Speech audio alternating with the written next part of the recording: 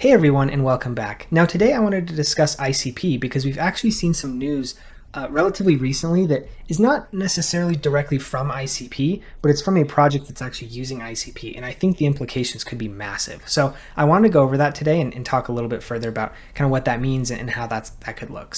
But before we go on into that, I did want to start with crypto bubbles just so we can kind of get a general sense on where the market is at. And what we can see here obviously is it's a very, very green day overall. What we can see particularly is that memes are doing especially well. We've got, Bonk up here, Doge, Pepe, Shib, we've got Whiff, Floki. There actually is Brett right here. Yeah, it's hidden behind my picture, but Brett is also here as well. So I mean, there's a ton of meme coins going on in the market that are doing very, very well. However, memes aside, obviously everything else does look pretty good in the market as well. Obviously memes kind of are leading, but overall, it's a very green day in the market, which is obviously something to be happy about. We can see ICP here up 3.3%, which is also good. The other thing I want to take a look at here is the chart. What we can see is we have actually continued to hold above this wedge that we broke out of. It's kind of a months-long wedge that had been forming. However, what we can see is we have been having quite a bit of trouble at this point of resistance here. If we zoom in just a tiny bit, we can see we had broken over it a little bit. Kind of right now, we are sitting kind of exactly on the point of resistance. We can see over the past couple of days, we have had issues breaking this. What we can see here is with the Bollinger Bands as well, is price often does not break out of Bollinger Bands. And if it does, it's for a very short period of time. And it almost always and immediately comes back inside the Bollinger Bands. And so what we can see here is we are sitting very much at the top end of those. And so I think this, coupled with the fact that this is a point of resistance, this is very, very difficult to break through. And so I think probably what we'll be seeing here, I think in least best case scenario, would be that we kind of consolidate and sit up around this level, kind of hitting repeatedly back into this resistance. Over time, obviously what's going to happen as well is the Bollinger Bands will continue to move up, which will give us some space between this resistance and the top of the Bollinger Bands, where we can essentially clear above this level of resistance, turn it into a support, and then essentially, maybe consolidate a little bit more here before we continue our run up. I think this to me would be a pretty healthy thing for the chart to do overall.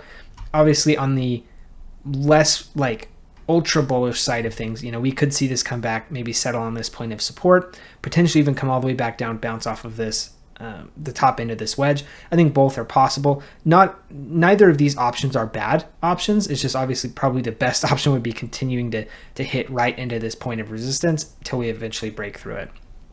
Either or, it doesn't really matter a whole lot one way or the other. As you can see, I have been doing all of my charting on Margex just because I have been doing a lot of trading on Margex. As I have mentioned in some of my comments, I do try and trade on some of the opinions and kind of things that I'm seeing that I have within the channel, just to kind of keep myself accountable and make sure that my read on the market is doing relatively well. Obviously, this is not financial advice, which is why I'm not recommending any of you do the same. I just use this for myself as kind of like a gut check and to make sure that I don't have some weird read on the market.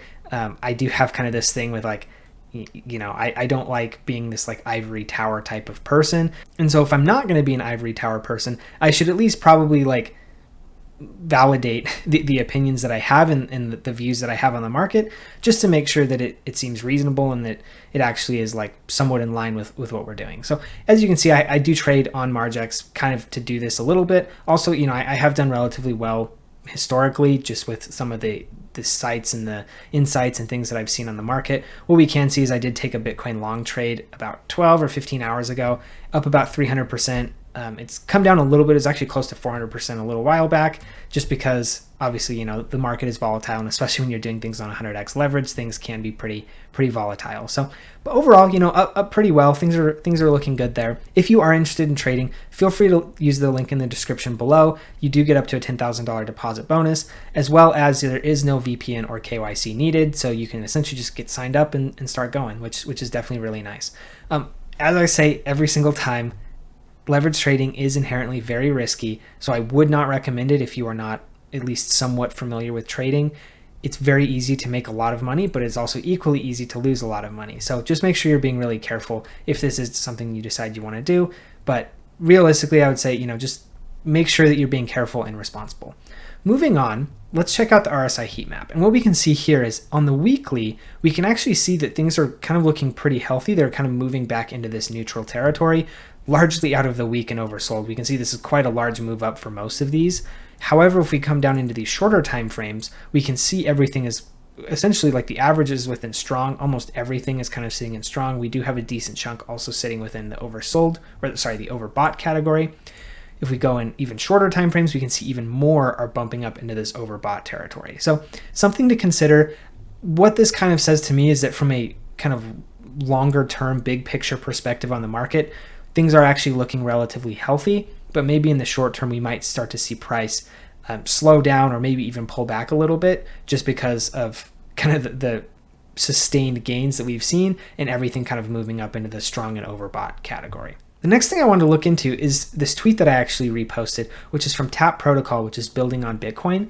Now, in my opinion, this is massive, not only for TAP Protocol, because I think it's a fantastic idea that they're using ICP's technology, but this also could be massive for ICP as well. Because I'm not sure if you guys are super kind of up to date with like the Bitcoin ecosystem, but the Bitcoin ecosystem, particularly over about the past 15 months, I would say, has been really focused on layer 2s. Inscriptions and ordinals kind of set off this gold rush. And obviously I think this is very fair because inscriptions and ordinals within the Bitcoin ecosystem are massive, and not necessarily from like what they are currently, but from a kind of opening up new pools of liquidity. If you think, what is the biggest coin or crypto within cryptocurrency? What is the one that moves the market? What's the one with the deepest liquidity? What's the one that has the most institutional adoption?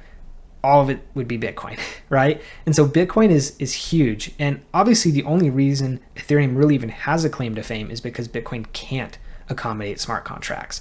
And so something that's really, really interesting and what people have really been pushing for is getting smart contracts on Bitcoin. Now, as you guys may know, because we've talked about this previously, smart contracts on Bitcoin are very, very difficult to do because Bitcoin's not a Turing complete language, which effectively means like you can't do if statements. It's kind of a generalization, but essentially that's kind of what it boils down to. And so it makes it notoriously very difficult to code anything of like actual complexity on the Bitcoin network.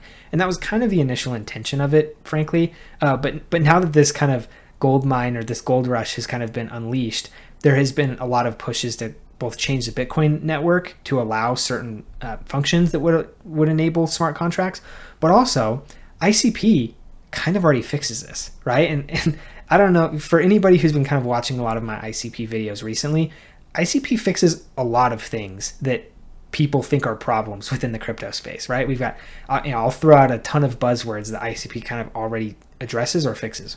We've got, interoperability. We've got liquidity fracturing. We've got like L1 to L2, like bridging. We've got cross-chain transactions, cross-chain bridging, decentralized compute, decentralized, like essentially off the like big tech AWS Google Cloud compute.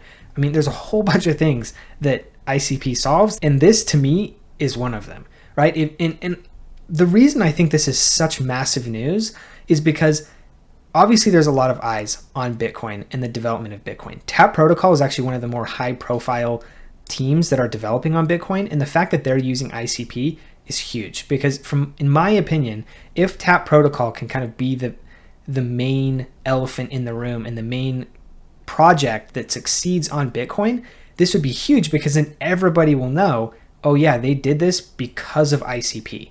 Like this would be massive both for Bitcoin development, for TAP Protocol, as well as ICP in exchange. And so this is something that I'm looking very, very closely at and I really, really like. And so a lot of people on my channel, I know they know ICP relatively well, but I wanted to discuss kind of how this is possible specifically, right? And essentially kind of the boiled down answer to this is chain key cryptography.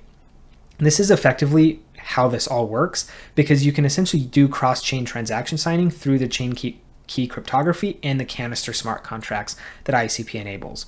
Now, effectively how you're able to code on Bitcoin layer 1. So the other caveat to add in here is most development that's happening on Bitcoin is actually not on Bitcoin layer 1 because it's just not possible, right? Like they're trying to take the Ethereum route in going layer 2s and all, bridges and this, and like they're taking the same old playbook that it has gone with Ethereum, and ultimately I don't know that will age super well. I don't actually know this for sure. This is just my opinion. I'm just not sure if it will age super well into the future, because in my opinion, the liquidity fracturing is a massive, massive weakness and issue that needs to be fixed. If it can be fixed, then maybe it's not an issue, but also like ICP kind of doesn't even have this issue to begin with, which is why I think this is so important. And so the cross-chain signing actually allows for development on Bitcoin layer 1. So you can still use the security guarantee of Bitcoin layer 1 with, obviously you do need the security guarantee of ICP protocol. We probably will go into a future video as to why the security guarantee of ICP is more than sufficient, but that's for a future video. But effectively how this works is ICP, through their smart contracts, has the ability to essentially like use blockchains via API, which is really, really cool and really, really, I would say, unique for the market. And so because they can use these essentially like APIs to reach in and interact on these blockchains, it allows a ton of flexibility as far as how people are able to build interacting with these blockchains using ICP. And this is how I think Bitcoin development will actually probably take form on ICP, or at least utilizing ICP, is because they can use the super complex, built out, robust things that ICP does have to offer as far as smart contract development and things like that. But they can use this directly on Bitcoin layer 1 using chain key cryptography and the canisters that ICP supports. This is like really, really important and really, really huge. I think if TAP can figure this out and essentially prove how this works at a large scale on Bitcoin, I think this will unleash the floodgates for ICP, because people will realize what has been done on Bitcoin. Obviously, TAP will theoretically at that point have blown up both in value, attention, all of this type of stuff, but everybody's going to start to tune into the fact that it's all backed by ICP, right? And so when people really want to start developing in a meaningful way, they're going to be looking at TAP and then therefore ICP. So hopefully this quick dive into kind of how this could work on Bitcoin was helpful. I think this, in my opinion, like we always kind of talk about, well, what's going to be like ICP's thing that like gets them there, right? And having seen this news, I think this is something that realistically very well could get ICP to that level, just because Bitcoin is such a gold, like it's such a gold mine, right? In terms of attention, in terms of liquidity, in terms of just everybody knows Bitcoin, right? Like if you want to show people your chain, do something on Bitcoin that like your chain enables. Like that to me makes a ton of sense, and I think will be very, very valuable.